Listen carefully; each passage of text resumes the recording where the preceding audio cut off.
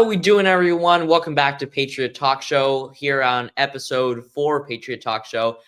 Brody and Taylor couldn't make it this time, but hey, I'm here and we have an amazing guest today, Craig Long. I met him actually in AmFest with Turning Point and Blexit this past December, and it has just been amazing. And I actually, Craig has always been super supportive. He's always been super, taking the message out to the community about the truth about things like racism, communism, the left, and how it's so dangerous to so many people.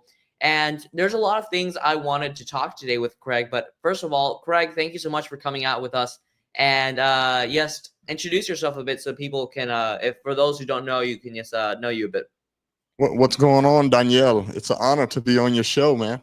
No, thank you. It's an honor to have someone, so well-spoken out here with us. I appreciate it, man. Negrito habla español poquito. I speak Spanish just a little bit, man. My wife is from Cuba. I know your family and you are from Cuba. But I'm excited. I'm an online personality. It's just like you are, young man. I'm forward to it. And I think it's going to be fun, man. I think that we're going to cover a lot of things. The listeners and the viewers, they're going to really enjoy it, man. Yeah, it's going to be an amazing show. And, first of all, the other day when before reaching out to you, I was looking over your Instagram and I saw that you had traveled with your wife to Cuba, I think 2 years ago, and in July. And I just want to see what was your perspective as an American citizen with a Cuban wife who knows really well what happens in Cuba, who knows really well what the people suffer in Cuba. What was your experience going to a country like this? Yeah, well, Cuba is different. My wife is from Cuba. She's got an amazing story. I'll let her tell her story one day. But she has an amazing story from just coming here with chancletas, just a pair of sandals, man. So it's an amazing story. Definitely something for people to listen to or hear. But yeah, she's from Cuba. She's from Camagüey. I didn't go to the tour. Camagüey, completo Camagüey. My dad's from there too. Anything like that. So I actually went to the heart of Cuba, which is Camagüey, like more on the countryside. But the people are very beautiful, beautiful people, beautiful land. It's been devastated by poor leadership, devastated by communism. And it's very unfortunate the way that people are living in Cuba. It definitely gives you perspective of just living here in America compared to in Cuba. And I'm sure we'll dive in more on that as well. Yeah. So starting off, I actually wanted to see, because a lot of people say, communism is good, communism is amazing, it's equality for everyone. And I always tell to everyone who says, no, communism is just equality and social equality and social justice for everyone under the law. I say, well, first of all, have you ever gone to Cuba or to a communist country? And the majority of them will always tell you no. And for those who do and who have gone, they went to places where in hotels and fancy hotels with everything included, where the government isn't going to, of course, going to show you, hey, this is where the Cuban people live. They're going to want to show you the most amazing parts of Cuba. And Cuba is beautiful, but it has been destroyed completely. And so I wanted to see for you, so you can share the message, what was the most heartbreaking moment in Cuba when you went?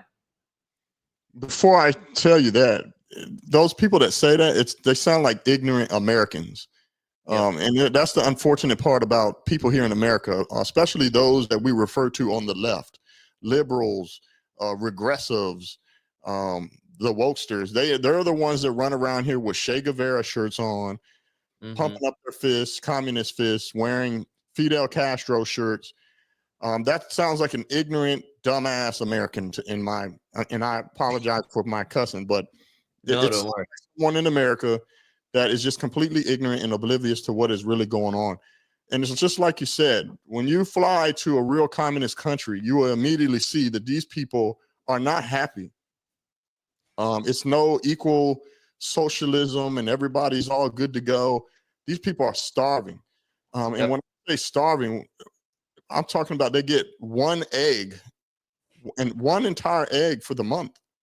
Yep. And they have like this little communist book where to go and get a certain amount of rice, 2 pieces of bread, 1 egg, things like that. Things that we can go to the store and we just buy dozens. We can buy as much as we want, right? Yeah, that little book, and in a good translation in English would be a ration book, to buy your rations for the month or for the week.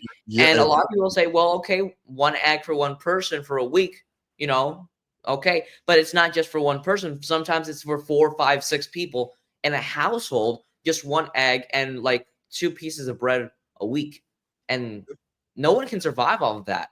And we've seen that all around the world. How more than 150 million people have already died because of these ideologies. Let me distinguish bread, because I don't want people thinking, well, they get a loaf of bread. No, it's literally when you go to Thanksgiving, you get the roll. It's 1 piece of bread of a roll. Yeah. I'm sorry, but yeah, it's a little ration, and that's how they keep track. Did you already get your ration? That are literally dependent upon the government. These people government everything. Now is fixing some of the business. Do that is because they know that their family members here in America or elsewhere will send money and different things for people to try to purchase. But the government's hands are involved in those. So the people that have the business don't even really own the business. It's actually the government that's running it. So there's a lot of corruption. There's a lot of evil things that are taking place in Cuba. Her family was amazing. But one of the most things that hit me hard was not just the rationale book, the standards of living. They have to put big water tote things on the top of the house to capture water. They don't have like filtration systems. You can see parasites and things into the water. There's no hot or cold water. There's no air conditioning where she lives. Now, there's some parts of Cuba where they may have air conditioning, but in the part where her family is in Camagüey, they don't have air conditions. They have the air conditions that some have, which is kind of weird. Like here in America, you could tell if you were in a very nice neighborhood, which would be deemed as big mansions and beautiful homes, or this is a nice gated middle-class community homes here compared to these people here are living in the projects. We can kind of distinguish. Well, in Cuba, they have the same thing at a different level. Exactly. Everybody is poor there, but the ones that I guess are, I got this and you don't got this, I'm doing better than you, and they're all living in captivity. The ones that do have an air condition is like the old school air conditioned things we used to put into the windows. Yeah. So when I'm saying air conditioning, that's what I'm talking about. And those things barely are working. It's like a little fan.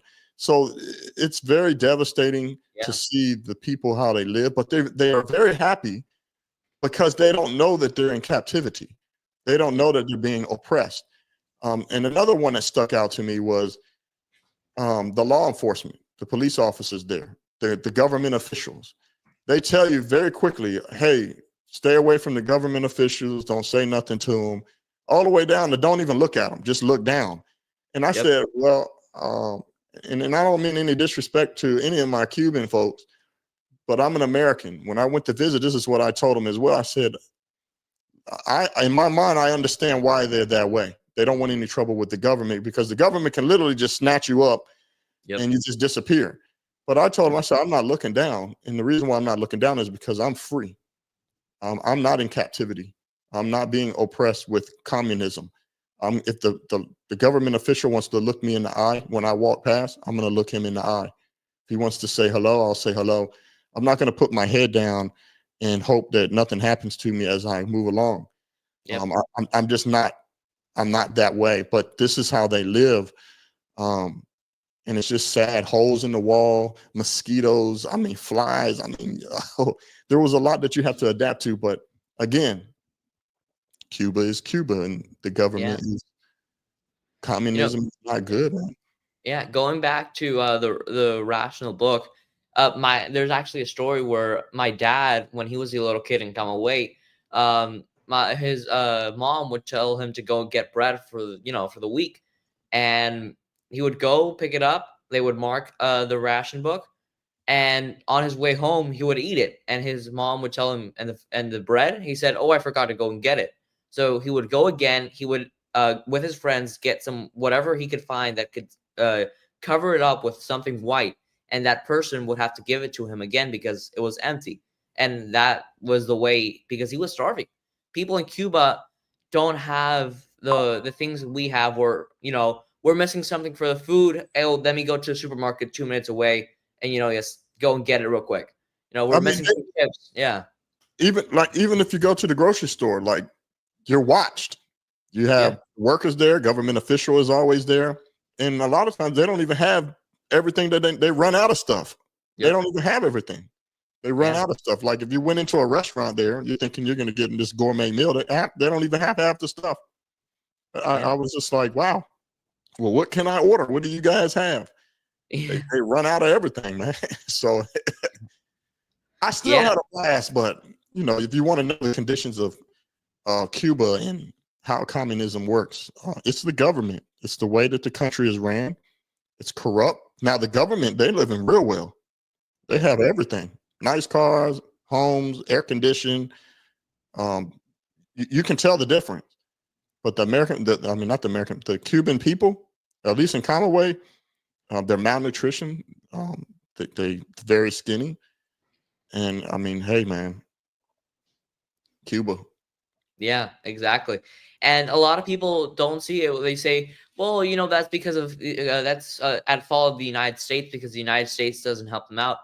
The United States isn't obligated to help anyone out.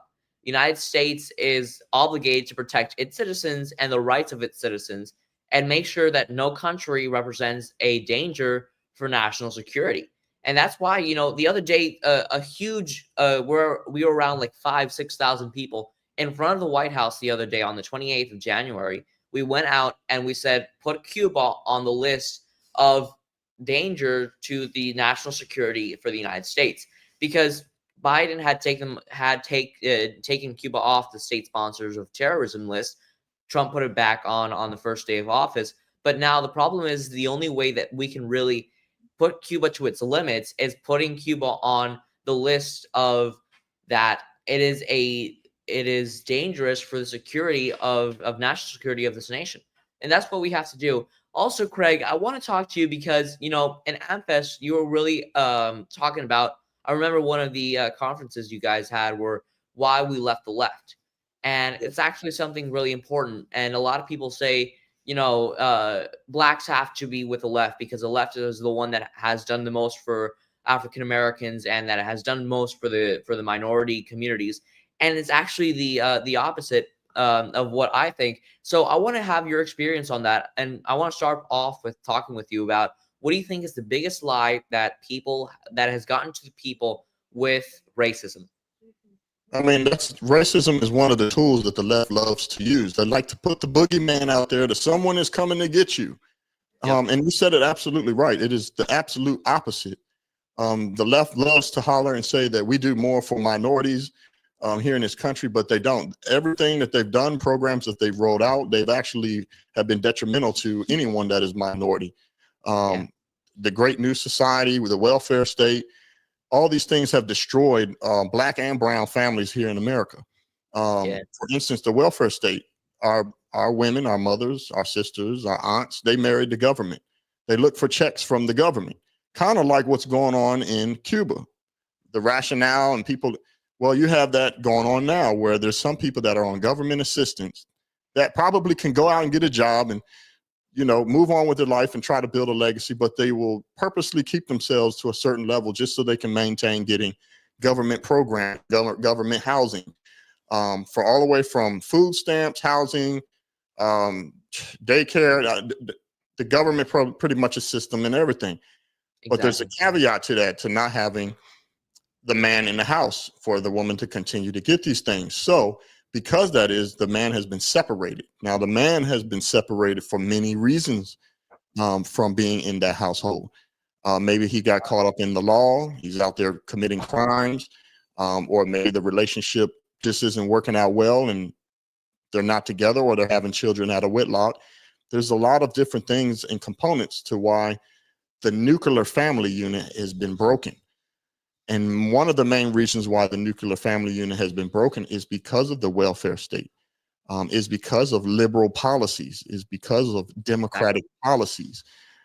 These policies destroyed and separated the man and the woman, separated a nuclear family. Their black messiah, Barack Obama, already said the statistics of the breaking of single parent homes, which in black Americans that are black, mothers that are raising kids on their own, their black messiah, Barack Obama, already said 5 times more likely to living in poverty and committing a crime, 9 times more likely to dropping out of school, and 20 times more likely to go into prison. So not having a nuclear family and just having single parent homes where the woman is either on government assistance or she's just trying to take care of things all on her own, for many other reasons, which we can tackle, it's destroying our community. Exactly. With those rates, look at young teenage boys and men. They're going to prison. They're killing each other at an alarming rate. I am 8 times more likely to being taken out by someone else that looks just like me. The number one preventable cause of death for a black teenager or a male is homicide, compared to what the left loves to highlight, compare themselves to white folks. Their number one preventable cause of death is a boat accident, a car accident, some form of accident. But for us, it's homicide. So there's a problem there.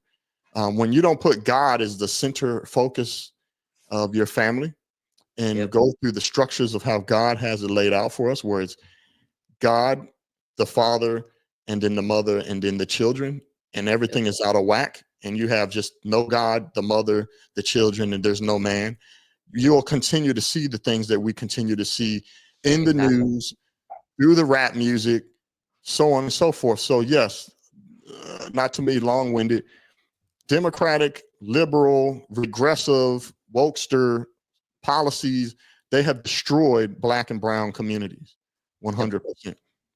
Exactly. And when you get to that, talking about the biggest harm that is happening right now to African Americans and to blacks is the same. It's their own people. When you look at it, the majority of slaves, after they were freed by their owners, they had black slaves again. So how is it that you're going against your own people? Well, it's because they live that way and they don't notice that slavery has always been a thing that's happened because of humanity's cruelty and because of humanity's not having its morality. But when you look at the founders didn't have slaves because they wanted to, because they had actually inherited them from their ancestors or their parents. And for example, James Madison became a lawyer actually to find a way to live without having to do everything based on slaves.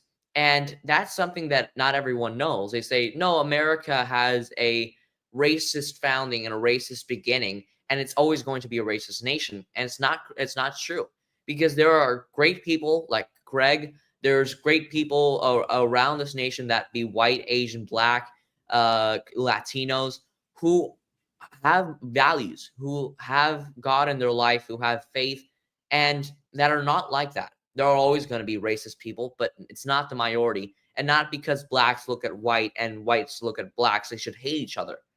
The only reason there should be hate from one person to another is because one person did something that wasn't correct to the other. And even though God always says never hate anyone and learn to love your neighbors and to always forgive, that's the biggest thing that a man can learn to do. So also, Craig, what do you think it is that government has been using racism to separate blacks from whites and from any other community? For example, and for the Latino community, it's people like Donald Trump who the government's using against us to say Trump hates Latinos and wants to deport all immigrants. Well, the ones he's actually deporting are illegal criminals. Right. So the same thing that you guys are experiencing right now as the Hispanic community, the Spanish community, black or brown, it's the same thing they do with black folks. They fearmonger. We know right now Trump is doing mass deportation. And they're using the same tactics right now as they do with us black folks in America. And that tactic is fear-mongering, pushing false information, misinformation. Remember, they want to be the arbiters of truth. They want to have something in place to say, oh, we have to get rid of misinformation and disinformation. Well, they are the ones that push the most misinformation and disinformation. So right now we're seeing it live and playing it out live with this fear-mongering amongst the Spanish community. They got people running around here hiding and sad and wondering, oh my God, he's going to deport everybody. But that's not even the case. He's literally getting the worst of the worst. And they were mad when he said that, called him a xenophobe and all kinds of stuff, because he said that they were not sending the best people. They were sending mentally ill criminals and just releasing them into our country, and they're coming in by the thousands. And as you guys see, Americans are being affected by this. Innocent lives are being lost. Blood is being shed from these violent criminals. So right now, which I'm glad you brought it up, because I love watching it. It's almost like a live TV show. Like, have you ever seen Cops? Like the show Cops, bad boys, what you gonna do? Well, you got Dr. Phil and Tom Homan going around, and they're displaying it for the American people to see. So whoever came up with the idea, it was genius, and it does send out a message that we're not tolerating this anymore. If you come here illegally, you will be deported. Exactly. And they're showing you that the people that they're deporting are violent criminals. These people were putting firearms into people's mouth, and I'm not going to say the word, but taking advantage of them. You guys can put two and two together. They've taken people's lives. There's sex crimes, things that are dealing with small children.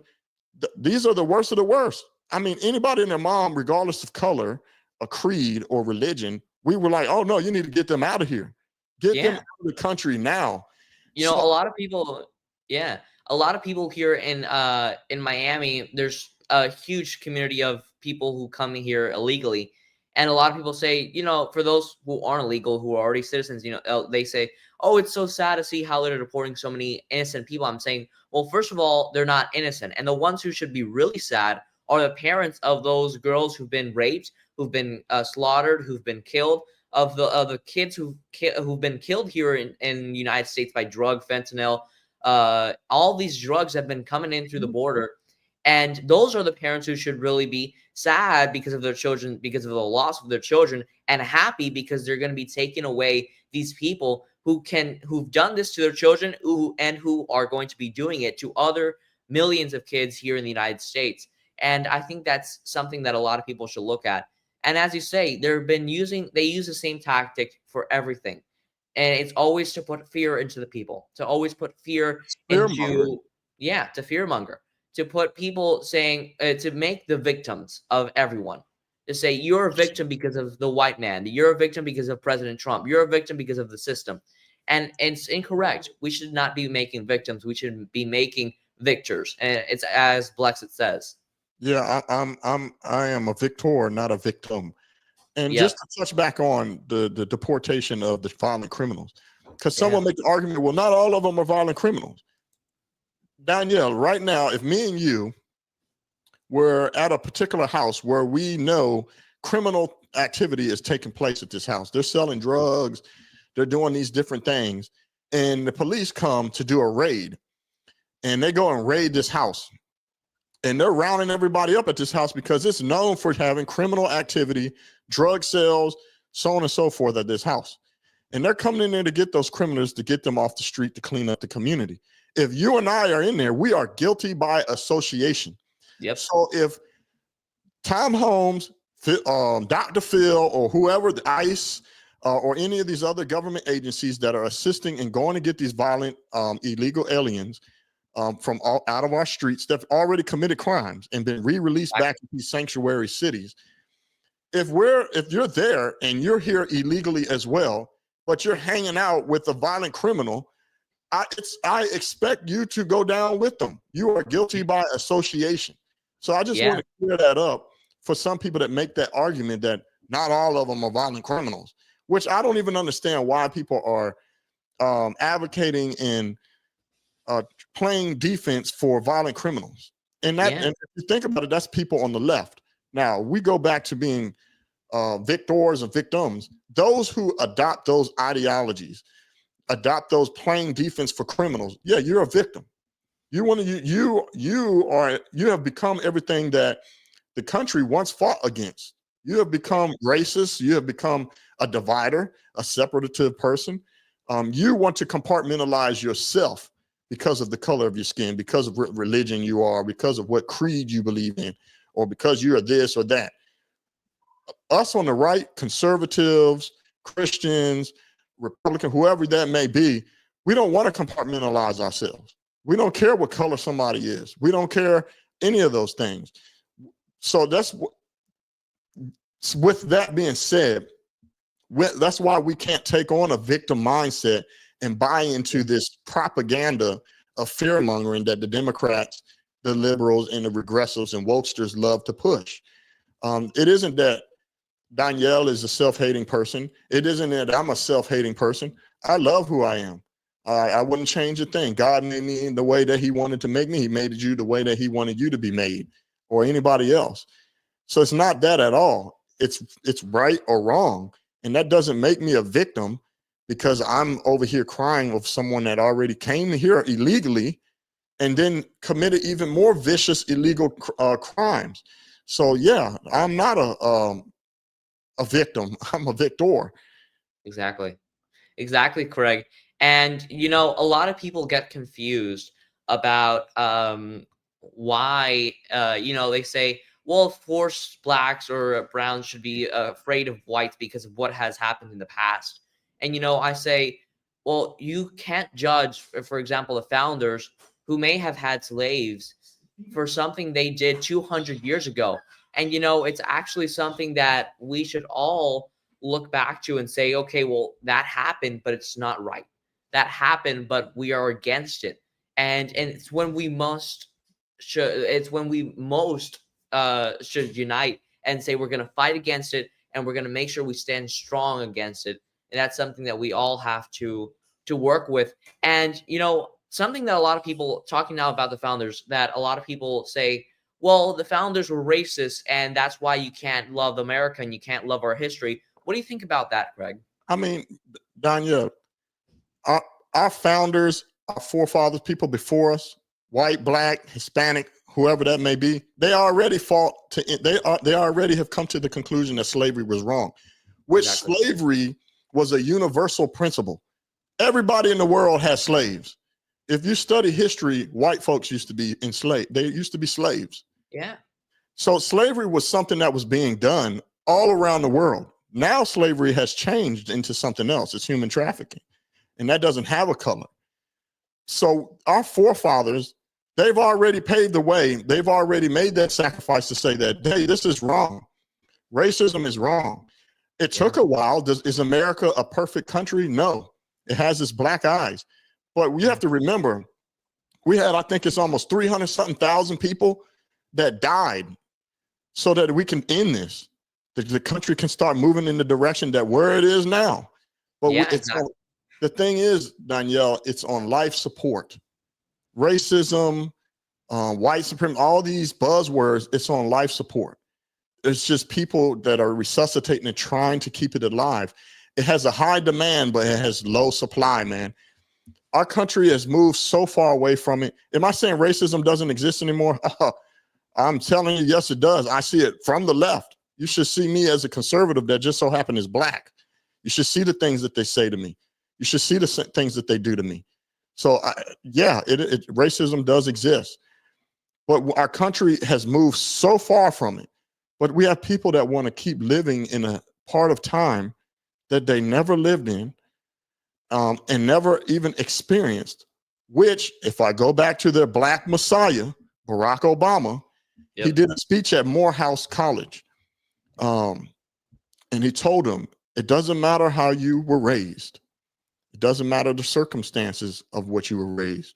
It doesn't matter what discrimination that you may have been faced with. It is a pale. For those of you that don't know what pale means, basically it's a joke. It's not comparison. There's no comparison. He said it is a pale compared to those before us, talking about our forefathers, those that died and fought in wars, paved the way, passed legislation, things for us to live the lives that we live right now. He said it is a pale compared to those that already died, sacrificed, and paved the way for us to live now. That we have to compete against the rest of the world. If that's their black messiah, Barack Obama, that's telling them that, then what you supposed to do? Yet they keep holding on to this victim mindset. So what I'm asking, I'm challenging whoever has that mindset to let it go, move on. We live in 2025 where racism is just not a part of my day. It's just not. And there's many more people that's like me. I don't know what your life experience is right now, Danielle, but I don't deal with that. I have a lot of friends that are of all different origins. I can't even adapt. I can't adopt that type of mindset anyway. This whole anti-white, anti-fair skin ideology, I can't never adopt that because why? My mother is biracial, right? Matter of fact, I'm gonna say it on your show. I am not a black conservative. I am a biracial. If I'm going to identify myself with a color, I am a biracial conservative. What side do I pick? My mother is mixed with white. My father is black. What side do I pick? So I'm biracial. So going forward, I'm a conservative that is just so happens I am biracial. But at the end of the day, regardless of what color you are, you're an American. If you were born here and you're a native here in America, you have so many opportunities to live a good life, build a legacy, and be a good mother, a good father right here in America. You don't have to adopt a victim mindset. That is what being a victorious, that is what is exiting and leaving the left is, Danielle. Yeah, exactly. And, I think that it is the duty of all of us to, as I was saying before, work together and put this behind ourselves. And as you're saying, and it's something I really like about Trump's administration now and what he did in the past too, not be something based of race. And that's why I love that he destroyed the DEI. Not something based on the color of your skin, of your sexuality, of who you like, of how you dress. It's on base of merit, of what you've done, of how much you've studied, of how much of your time you've put to this, how much you want to dream for that. And I think that's what happens. When you go to a high school, usually when you go to, not high school, a college or university, for example, Harvard, before you would go there because of your grades, because you got recommended from your teachers, because you got recommendations from your schools, because you were dedicated to your studies. And that's what we should be looking at. Not because you're black, you should be in this position. Not because I'm white, I should be this position. No, it's because you work harder than me or I work harder than you. We are there.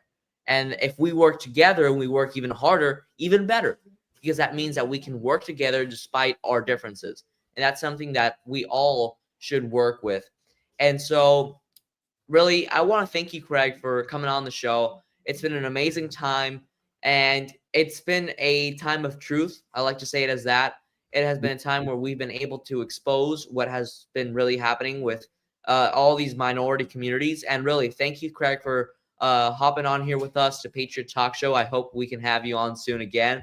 Guys, this upcoming Saturday, we are going to have an amazing interview also with another kid.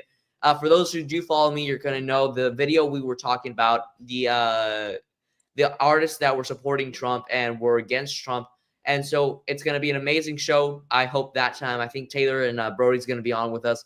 So for all those, remember, every Saturday at 2 p.m., Patriot Talk Show presented by me, Daniel Ferrer, your host, Taylor, and Brody. So thank you, guys. Thank you, Craig, for coming on with us. We're going to have an amazing time. And thank you so much, man.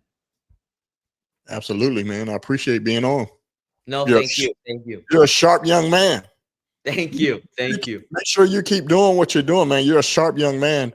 Thank you, everybody that's supporting him.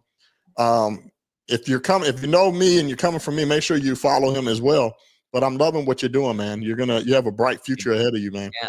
For those who don't know, my Instagram is Daniel_Ferrer 2011. You can follow me there, and my YouTube is Life, Liberty, and Kids. For all of those, it's gonna be an amazing time every Saturday, 2 p.m. here, Patriot Talk Show. Sometimes we can't do it because I'm pretty busy up, and Taylor and Brody are too. So, but we try to get the message out, and we try to do it really regularly. So, thank you, Craig, and thank you for everyone that's been connected. I hope you guys have an amazing rest of your day and an amazing weekend and a blessed weekend. And thank you, Craig, and God bless you.